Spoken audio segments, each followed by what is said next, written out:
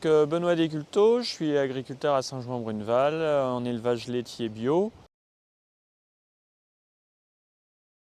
Alors le principe des vaches nourrices, c'est de faire élever des petits veaux par des vaches qui ne sont pas leur mère biologique.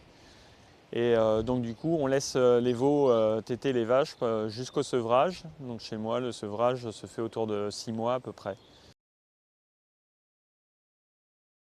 Je choisis les vaches nourrices parce qu'ils ont beaucoup de cellules dans le lait et donc du coup du lait non commercialisable. C'est une manière de valoriser ce lait-là et puis aussi de prolonger la carrière de certaines vaches qui seraient réformées de toute manière. Ça m'arrive aussi de mettre en vaches nourrices des vaches qui sont longues à traire ou des vaches qui ont des problèmes de boiterie et du coup qui ont du mal à suivre le troupeau laitier en pâture.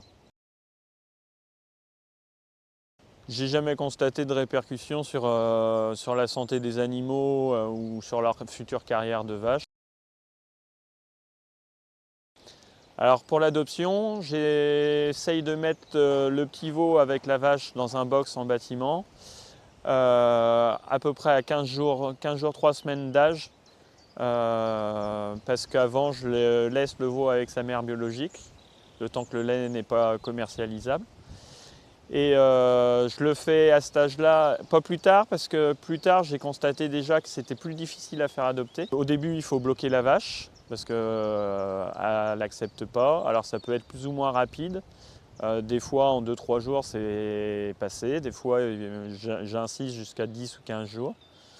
Et une fois que la vache ne bouge plus du tout et accepte que le veau tète quand il en a envie, je les mets dehors en pâture. Je mets un veau par vache. Ça m'arrive d'en mettre 2 sur des vaches fraîchement vélées.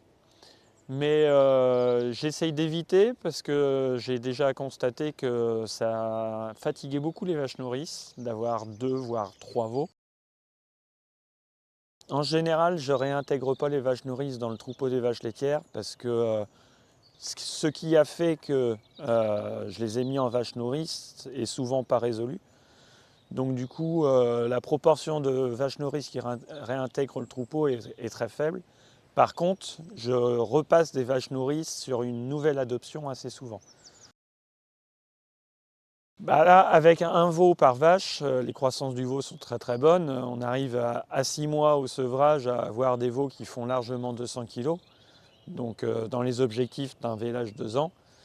Donc les croissances sont très très bonnes, la santé est très très bonne. Ce sont des veaux après à 6 mois qui sont déjà habitués à pâturer puisqu'ils ont appris avec leur mère pendant les 6 premiers mois de l'année et qui ont très peu de perte de croissance suite au sevrage puisqu'ils sont déjà habitués au système pâturant. Les points positifs au niveau économique, c'est qu'on va réduire l'âge au vélage des génisses. J'arrive à faire véler mes génisses à 24-26 mois, ce qui fait que du coup ça réduit le temps de présence des animaux improductifs et ça permet d'avoir un peu moins de génisses aussi à élever puisqu'on a des animaux qui sont plus robustes et puis qui vèlent plus tôt. Après c'est sûr qu'ils consomment beaucoup de lait, donc, mais difficile à chiffrer vu qu'on ne mesure pas. Mais quand même, globalement, moi je trouve que c'est quand même très positif parce que avoir du vélage 24 mois sans concentrer, c'est quand même en termes économiques très, très avantageux. En termes de temps de travail, je sais, j'ai jamais chiffré, mais à mon avis, c'est sensiblement le même, sauf que c'est pas le même travail. C'est beaucoup moins dur et on est plus dans une logique naturelle des choses.